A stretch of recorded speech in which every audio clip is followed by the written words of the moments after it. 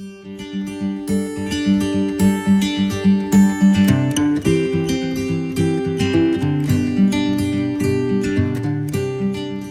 and welcome to a podcast from the St. Raymond Annatas Foundation for Freedom, Family, and Faith. This is Ann DeSantis, Executive Director. I'm joined by Faith Hakesley. She's a wife, mom, a blogger, and she's also part of the Ruth Institute. So we're going to learn a lot more about her. She's a survivor of abuse, and that will be the topic too of this evening. I would like to first welcome you, Faith. Thank you so much for joining us. For having me. It's wonderful to have you here. And I would like to read your bio because there's so much there for us to open up to our audience so they can get to know you a little bit better.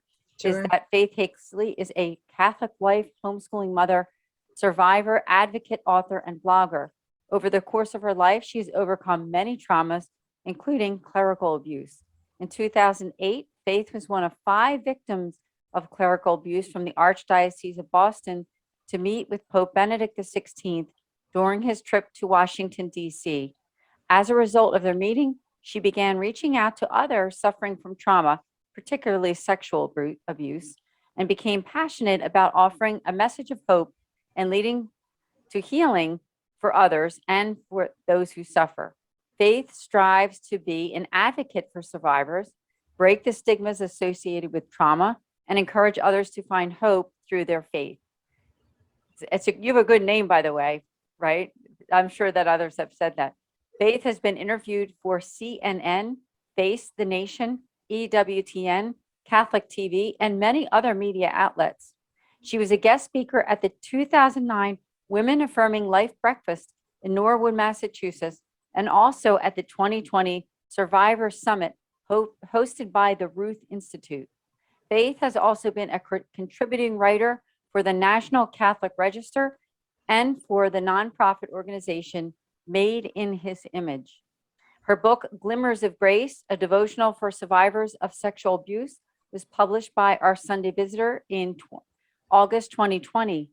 Glimmers of Grace tied for first place in the inspirational category for the Association of Catholic Publishers Excellence in Publishing Awards. Since early 2022, Faith has been the moderator for Ruth Institute's Ask a Survivor column, which seeks to offer education and support to sexual abuse survivors and those who care for them. Beautiful bio. Thank you so much for all you do for others, Faith. Thank you. It's overwhelming to hear all that. I think, wow, I've been busy, but God is good. And you're a wife, a mother, you're expecting a new baby, right? It's number 5, I believe. We're expecting baby number 5. 5, that's what I thought. A little girl's going to be here in early August, so only about 7 or 8 weeks left. We'll also offer prayers for anybody who's watching. Please offer a prayer for Faith and her family and obviously for the new baby. Thank you. So let's start out with your story. I mean, obviously during your bio, we learned that you were a victim of clerical abuse. Tell us your story from the beginning. So starting from the beginning, I was raised in a very Catholic home. I was one of 4 children. I'm the only girl. And, my life was pretty average, pretty ordinary. We grew up very involved in our local parish. Our family life was very much centered around our Catholic faith. And I have a twin brother, and as we got older, my parents took us out of the local Catholic school because they just felt that the religion in particular was a bit wasn't as Catholic as it should have been. Unfortunately, you see a lot of that, especially these days. I'm not downing Catholic schools, but some of them aren't truly Catholic. So my parents took us out and decided to try to homeschool us for several years, and I thrived in that lifestyle. And then when I was 15, the opportunity presented itself for me to get a job at the parish rectory. And my parents and I were very excited about that because the idea of it was only 1 Saturday a week, just a few hours, making a little money on the side. I was told by the pastor that I could bring my schoolwork with me. So if I had if there was no work for me to do, I could get my schoolwork done. He told me I could bring my violin so I could practice that. And we thought, this is a great opportunity for a 15-year-old, my first job, my first paid gig, and I'm going to be in a safe environment. Didn't turn out that way, as you can imagine. There was a newly ordained priest. He was from Colombia. He had come to this country to become a priest, and I believe our parish was his first assignment as a priest. And over the course of a few months, I got to know him as a very different person than what the rest of the world saw him as. He was very well liked. He was young, charismatic. He started reaching out to the Spanish community because that wasn't something that was very common in our area at the time, and it was needed. And so he was loved, and he started abusing me, and I was raped, and this went on for several months. I finally I was able to quit. Months went by, and I couldn't keep doing this. My grades in school were suffering. No one could understand really why. I was suffering from frequent fainting spells, and I just wasn't the daughter that my parents had always known. I was becoming very different, very shut off from my family and from the rest of the world. And so I made up an excuse. I said, because as a victim, you think I must have done this. I did something wrong. I must have said something. It must have been something I did to call this attention on myself. And abusers are master manipulators. They are great at the grooming process, which a lot of people unfortunately don't understand. But that's when a perpetrator, they get to know their victim, they form a connection with their victim, so that by the time any actual physical contact takes place, you're sort of left going, whoa, how did this happen? How did it come to this? And it's like a spider laying in wait for their prey. And when they sense the moment is right, that's when they pounce and they get to know you. And especially, in the case of a Catholic priest, they might be the ones hearing your confessions, or they might be the one that you're going to tell them, the things that you're struggling with. That was what I was doing. I was struggling in high school. I was struggling to make friends. And things were very different in this school than what I was used to. And I shared this with this priest. And so he understood some of my vulnerabilities. He understood that I was, someone who was struggling, and he took advantage of that. And he was my friend and my confidant, and he took advantage. So this went on for months. Finally, I had just said, I can't keep doing this. I really felt part of it was I was afraid that it was going to come out. And I just couldn't keep living this lie. And so I used the excuse, it's my grades are suffering. So I quit. But then he was able to maintain some amount of contact with me, because then he asked me for violin lessons. It just so happens that he had bought a violin and wanted to teach himself how to play.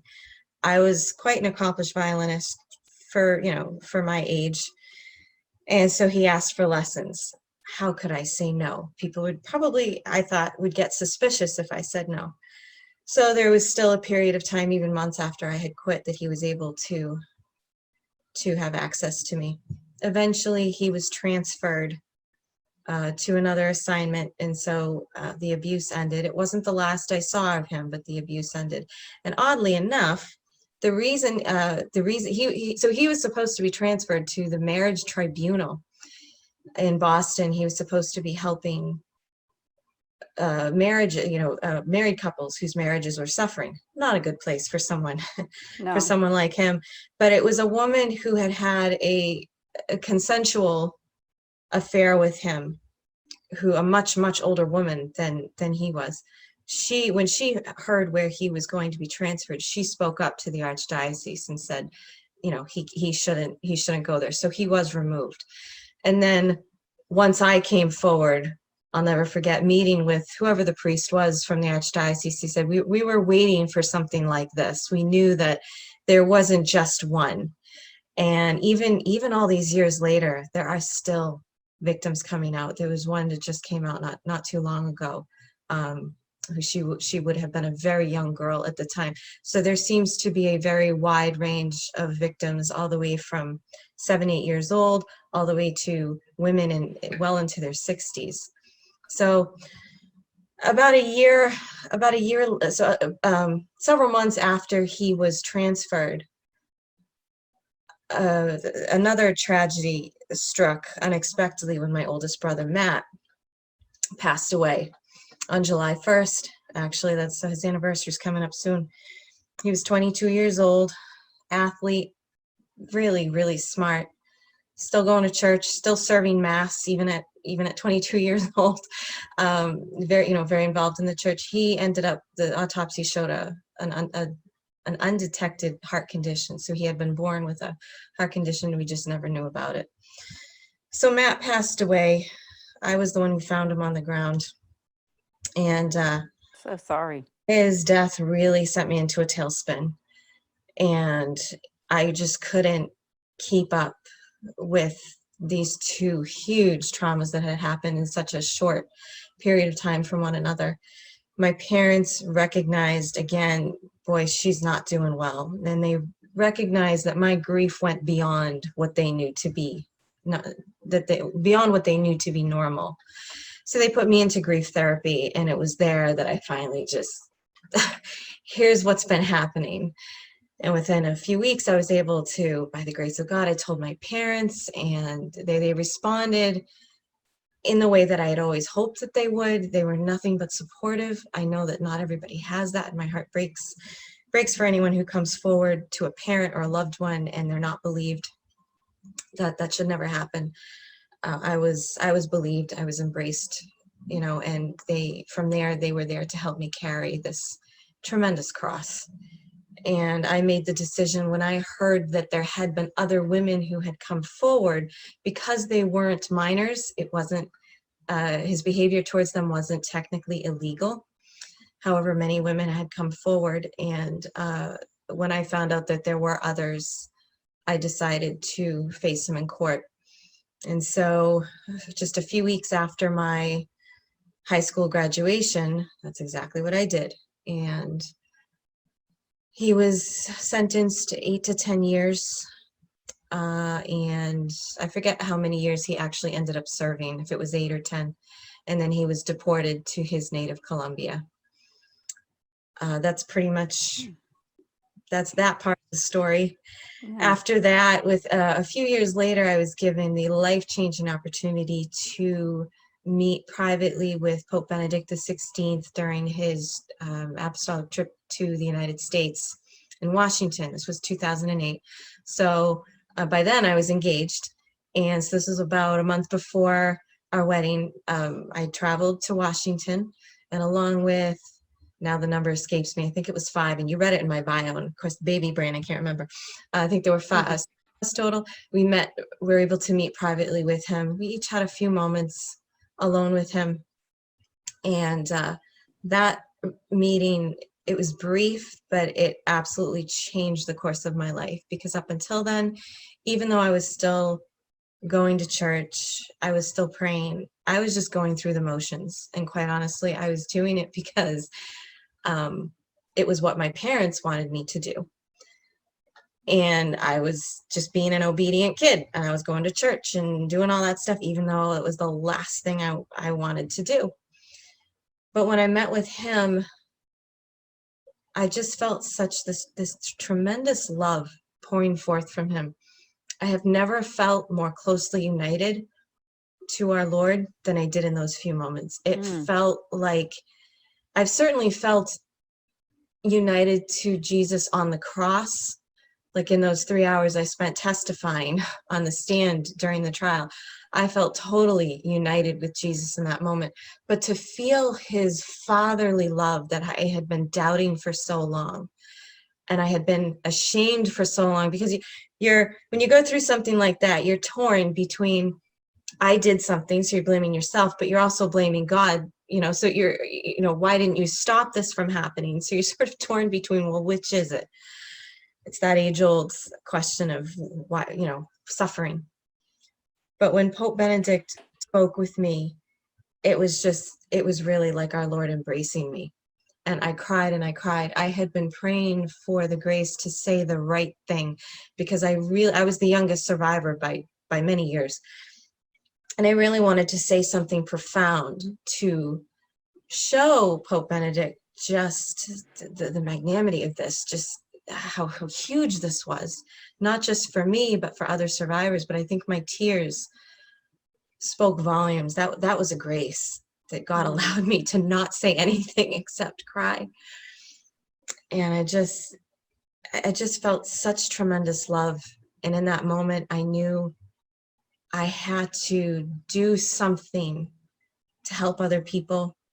I also recognized that I needed to show mercy to my rapist, who until that point I absolutely hated. And it was eating me up. That hatred was just absolutely eating me up.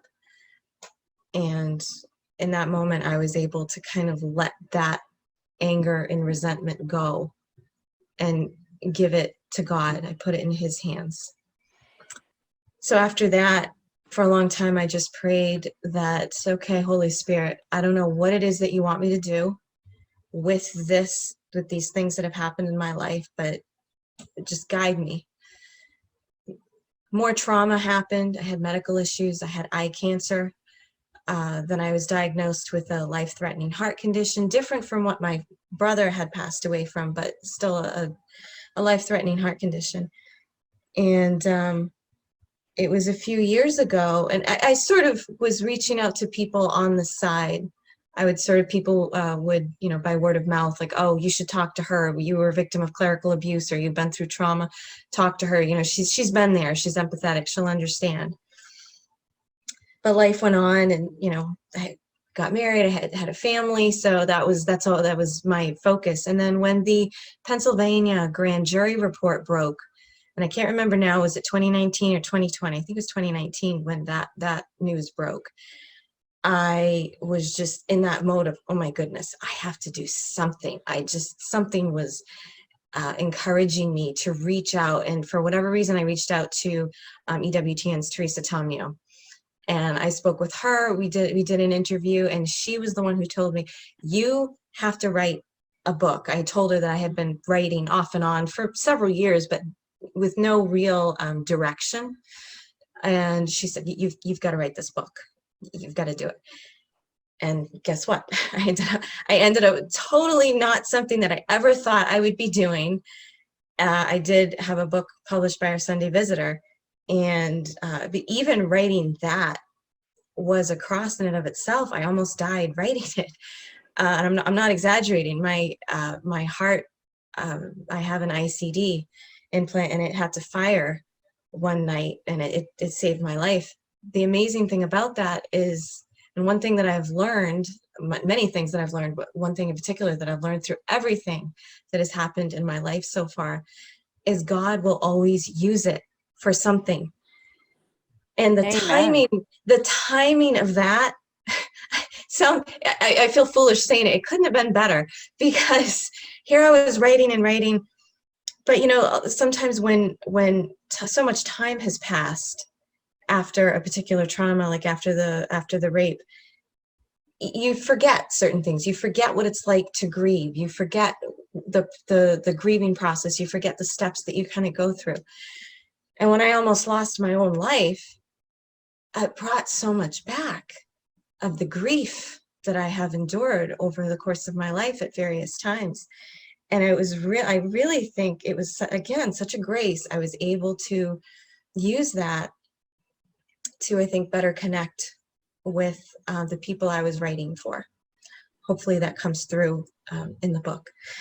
And then I just, ever since then, I've been on social media, just in my own quiet way. I don't have a huge following or anything. I'm not hugely well known, but it's always such a blessing when people reach out to me and are able to relate in some way. Or I just, my prayer is always, Mother Teresa had a prayer, Lord, I'm like your pencil, I'm your little pencil. And that's my prayer. Every time I post something, every time I talk to someone, it's like, okay, Holy Spirit, use me. I will do the typing, because I do most of this with the computer. I'll do the typing. You talk through me in some way. And then at the beginning of this year, I was given the wonderful opportunity to start blogging with the Ruth Institute, a wonderful global interfaith coalition. They helping Christians to build and defend the family and build a civilization of love. They speak out on so many important topics that are hurting civilization right now. And so I've been a part of their team for the last several months as a blogger. It's called Ask a Survivor, and people can email me and ask any questions that they have about victimization, about the healing process. And I'm there to kind of be, an empathetic listener and to answer the questions as best as I can. And that's pretty much it up until now. I don't know if I've Oh, left no, no, anything no. out, but Such a great job. Thank you. First, I want to offer my sincere apologies for what you went through, and I'm sure that other people have said that, but I can't say it enough, that what you went through and how hard that must have been at a young age. And then to have experienced it again and again when you were writing the book and people asking questions, but God is taking that from you and using it for the good of others, isn't he? And so that's a beautiful thing. And I just thank you for telling our audience here for the St. Raymond Annatis Foundation, because what we do is we offer pastoral accompaniment for individuals and families in crisis. So I would say that victims of your type of abuse are definitely those who have faced those kinds of, some kind of adversity, right? So we're just very blessed to have you on this podcast. And we know, I was going to say we hope, but I do know that your story is going to help other people who have been victims of some kind of trauma or abuse. So thank you. Now tell us, if you would, about your family now. I know that, like you said, you have 4 children and one little baby on the way. You yes, and your husband. And what is family life like for you on a daily basis? chaotic. So I have a husband in law enforcement who works nights. So I'm pretty much most nights I'm with four little ones. Our youngest is 16 months, and then we have a 5-year-old, a 9-year-old, and an 11-year-old. And our little girl is due. This will be our third girl. Is due in early August. We are a homeschooling family, which honestly I never thought, both of us, my husband and I never thought we would be homeschooling. But when we had our oldest, I had done some work in the school system in our city. And once Matthew came along, we just said, we're not doing it. Private school is really expensive. And unfortunately not, as I mentioned earlier, not all Catholic schools are truly Catholic.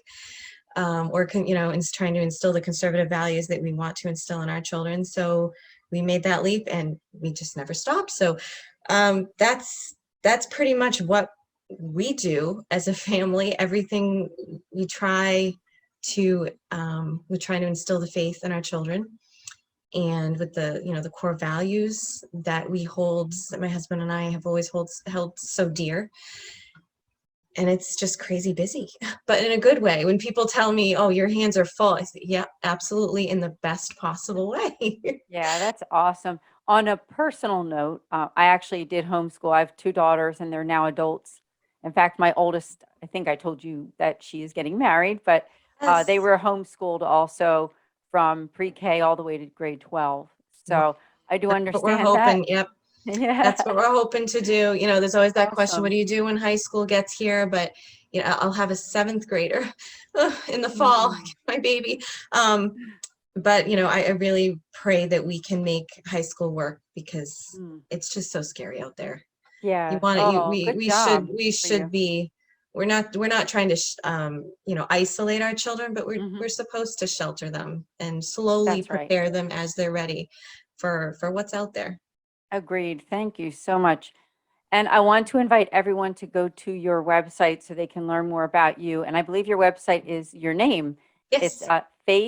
faithhakesley.com. So please do go there, check it out, learn more about faith. Now, if you go to, and I believe their website might be, is it theruthinstitute.org? I think that might be the website for the Ruth Institute, Yeah. or .com. Mhm. Well, either way, if you Google that, the Ruth Institute, please do check it out and see what they're all about. I thought we could spend a few minutes talking a little bit more about them too and their mission. Tell us more about the Ruth Institute, if you would. Well, one thing to keep in mind, they actually have a summit for the survivors of the sexual revolution coming up in June 24th and 25th. It's in Lake Charles, Louisiana. I'm not able to travel there just because of my current condition of pregnancy. However, I wish I could be there. I spoke for their summit a few years back, and again, I was pregnant, so I couldn't make it. But I highly recommend checking it out. Even if you can't go in person, they will still be selling the virtual tickets, to view it online, even after the conference is over. That's good to know. Yeah, That's good to know. they have a wonderful lineup of speakers addressing a number of topics, of things going on at the moment. Serious threats to our civilization, sexual abuse, transgenderism, fatherlessness, all of these issues that we're seeing so prevalently, am I using the right word? Especially recently, they will be discussing these things at the summit. So they are there to educate, they're there to support. They do so much for survivors of the sexual revolution. So good to know. And I will mention that I'm not sure whether this particular podcast will be produced, could be after the fact of that late June of 2022. But even if someone were to go to their website, obviously there's continual resources and continual ways that you can be helped. So do connect with them on social media at the Ruth Institute, on all those channels, whether it be Facebook, Instagram, Twitter. And also make sure you connect with Faith, most importantly, too. You can, Our friend Faith. if anyone has any questions, again, as I mentioned before, for my Ask a Survivor blog, I don't use any of your personal information in my responses.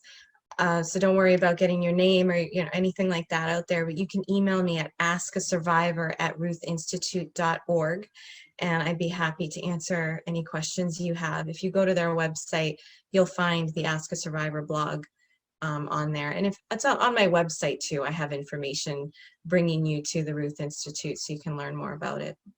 Faith, thank you so much. And thank you for taking the time to be a guest on the St. Raymond Onatus Foundation podcast.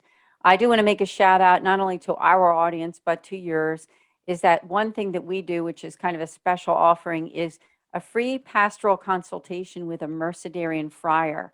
And that would be for someone who is going through some type of either trauma, crisis, adversity. All you need to do is go to our website at nonatus.org, NONNATUS.org. I will connect you with a Mercedarian friar. Now, we're the Mercedarian religious order. And the charisms of the order are poverty, chastity, obedience, and also that willingness to give our lives for those in danger of losing their faith. And obviously, someone who's gone through some kind of adversity or even abuse is someone who, could probably need that support and prayers of our religious order. If you want to learn about our religious order, our website is orderofmercy.org, especially those interested in vocations as well. We're headquartered in the Philadelphia area. Again, Faith, I want to thank you so much for joining me and this foundation. Thank you, Anne, for having me. God bless everyone, and we'll see you next time here on the podcast for the St. Raymond Onatus Foundation for freedom, family, and faith.